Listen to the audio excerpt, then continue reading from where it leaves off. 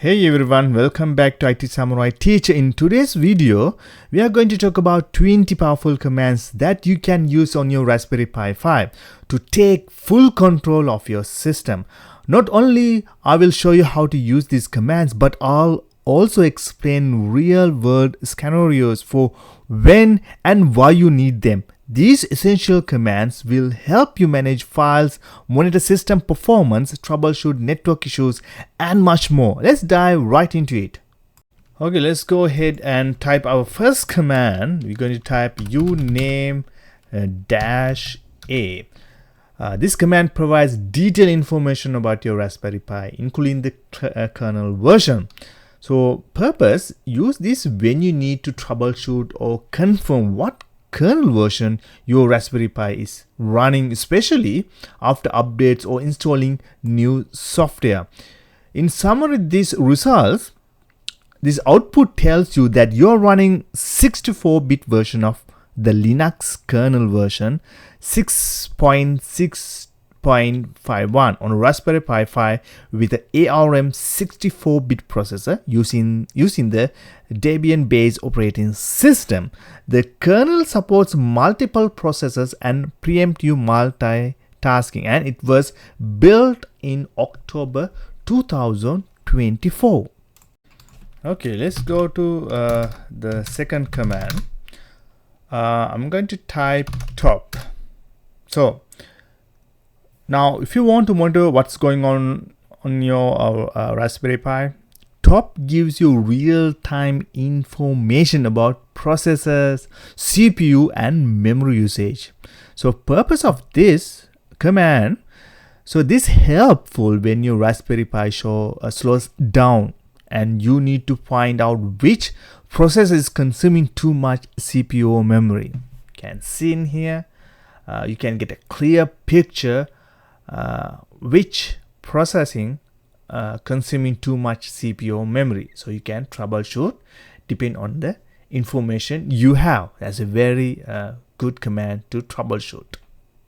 Okay, let's go to the third command. I just cancel this. I'm going to Control C. I'm going to do a clear so we have a good view. Now next one, I'm going to type free-h. So these commands display your systems available and use memory in a human readable format. So purpose, if your Raspberry Pi is running out of memory, use this command to check how much RAM is available or being used by processors. You can see in here, we can get to know which memory is used by the processors. Okay, number 4, we're going to use vcgen cmd measure t temp. Now, you won't wonder how hot your Raspberry Pi is running. So you want to know how hot is your Raspberry Pi. So this command checks the CPU temperature. So purpose, use this if you're running intensive tasks like video processing or emulators to monitor whether your Raspberry Pi is overheating. So then you understand, okay, this is the temperature on your Raspberry Pi. Very good command. Next, I'm going to use uptime. Here's a quick way to check how long your Raspberry Pi is running since the last reboot. So purpose, this is useful for tracking uptime in servers or for monitoring power outages. You can see if your Raspberry Pi has rebooted unexpectedly or not. You can see it's up. You can see 3 users, load average. Okay, so you can get an idea. Okay, next command, I'm going to clear this. Next command number 6, we're going to type ifconfig. So these commands show you the network interface on your Raspberry Pi and their current IP addresses. So purposes, ifconfig when you need to know your Raspberry Pi's IP addresses for SSH access or troubleshooting network issues. So I'm not going to tell you about all these troubleshoot issues, but this is how you do some troubleshoot issues, your Wi-Fi, your Ethernet connections, and your everything. So it's a very good command, everyone, for every purposes, right? Now let's go ahead and see our 7th command is ping. Now we need to ping like google.com. okay, so if you want to test your network connection, the ping commands helps you to see if your Raspberry Pi can reach another host or website. So purpose, use this ping to check if your Raspberry Pi connect to the internet or troubleshoot network latency issues. So I ping google.com, so I know I am able to go to my google.com. I am able to access google.com. So I have a clear picture that my Raspberry Pi able to connect to internet. So it's a very good command. If you think that if you're having issues with the internet, you just use the ping command to any website and see if you're able to reach that website. Okay, number 8 command is wconfig.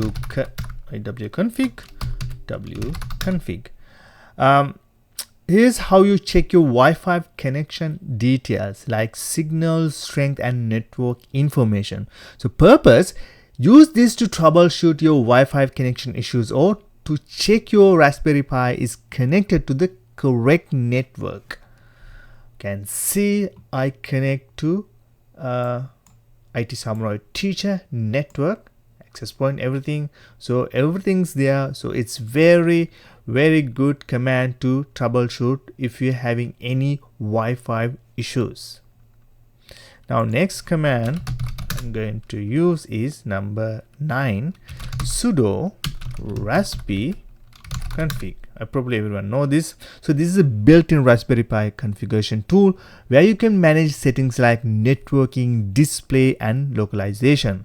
So purpose, use this when setting up new Raspberry Pi to configure essential options like Wi-Fi, keyboard layout, or overclocking. Okay, let's go to the next. First I'm going to click this. We will clear. Our 10th command is ls-h. So want to list your files in a neat way. ls-lh shows the files and directories with size in a human readable format. So purpose, use this to quickly to see the content of a directory and their file size when you are managing files in your Raspberry Pi. Can see it's very neat and clean, so you can get a clear picture. Okay, our next command is cd. So let me show you something. So cd is when moving between folders in the terminal for tasks like editing files or managing project. So what you need to do here, you just type cd. So if you want to move to this folder, like jump into that folder, documents, you type cd documents. Can see I am able to jump to the document. So like that you can jump into any folder you want. Just type cd and directory, type dir to see the folders. So if you want to go to any folder, just type then cd documents. So that's how you jump into folders. That's the cd. Next we're going to copy. The number 12 commands we're going to use copy. So if you want to copy a file, so now I want to copy this text file. Okay, actually let me go here.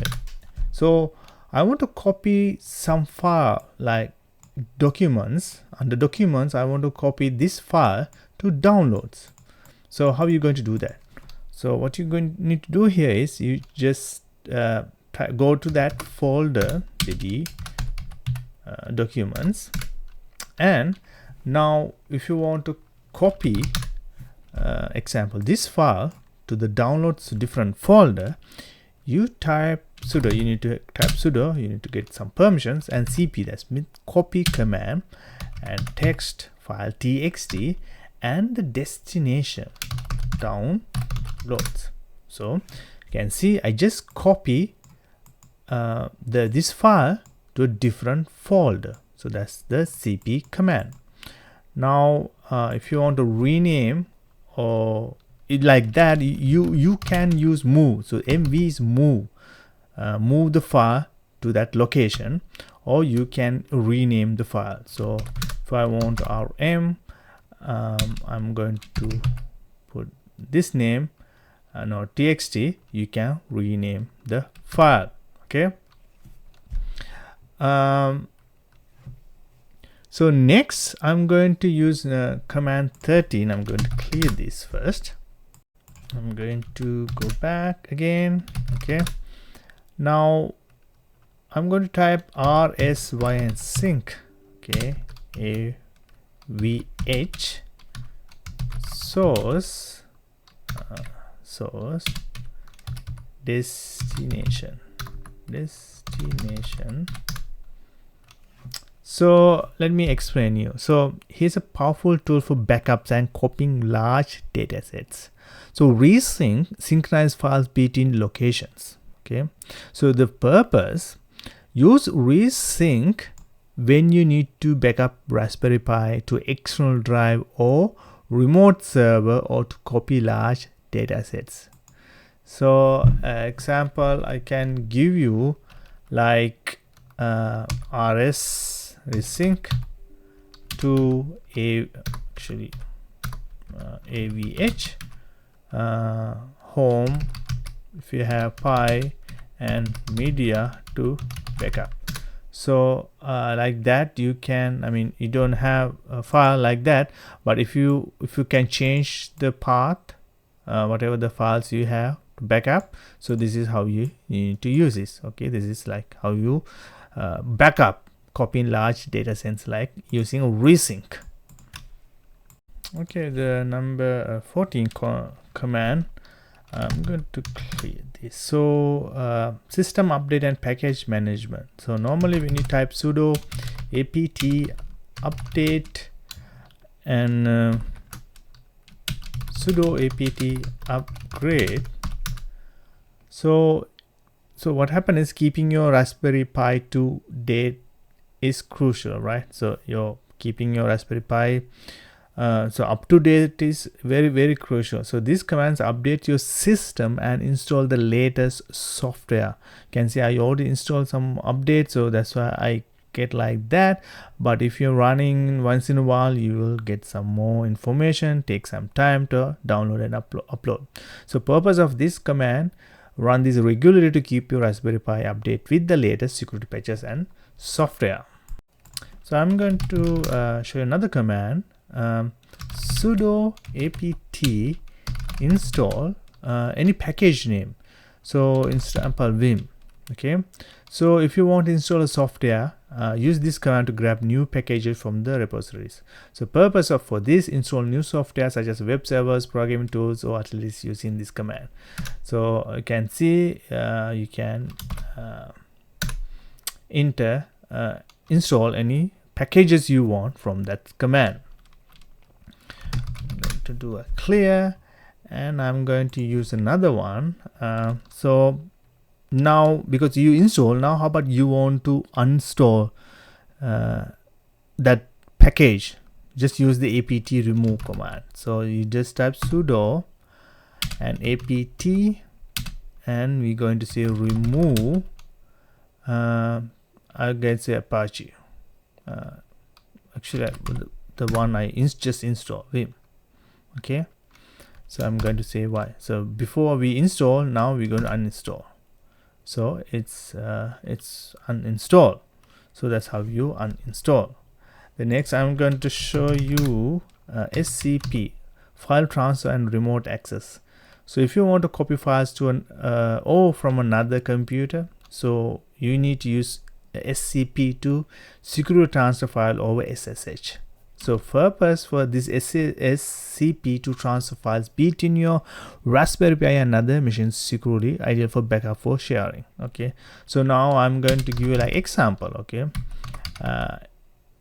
so the file I'm going to copy this file another Raspberry Pi. So I'm just going to give you some random Raspberry Pi. If you think you have 2 Raspberry Pi, so normally that's how you copy in your home network. Type this and type that Raspberry Pi, and this file going to copy. Okay, so I'm not going to copy because I don't have another one. Just type and enter. So I'm going to see. So that's how you copy SSH.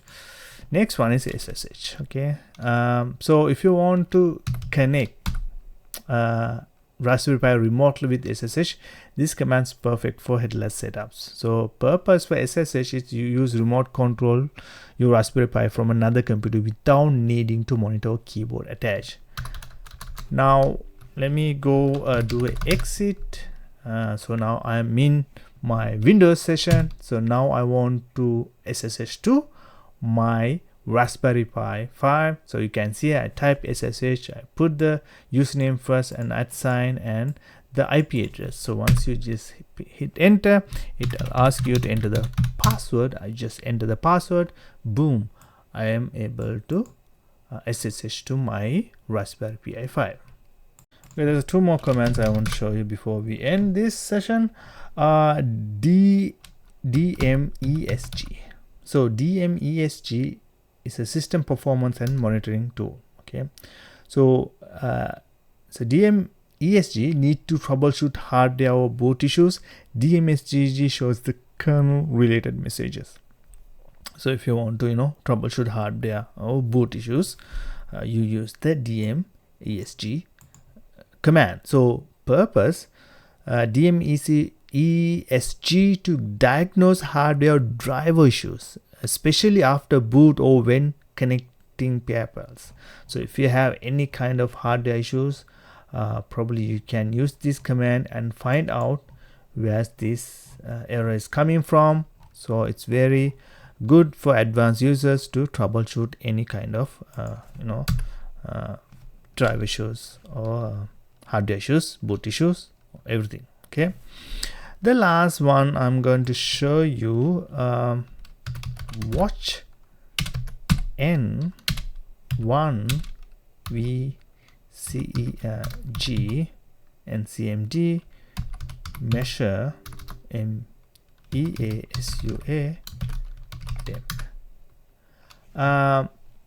So if you want to monitor your CPU temperature in real time, so this is a real time. Before I show you that time, like specific time, but this is going to be a real time. So this command refresh every second.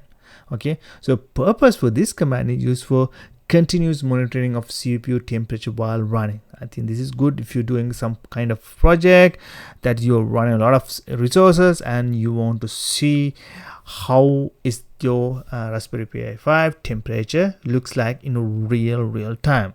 Okay, so that's all for this video, and I hope you enjoy this video. I'm going to create more videos about a lot of tasks, a lot of commands like ethical hacking tools too.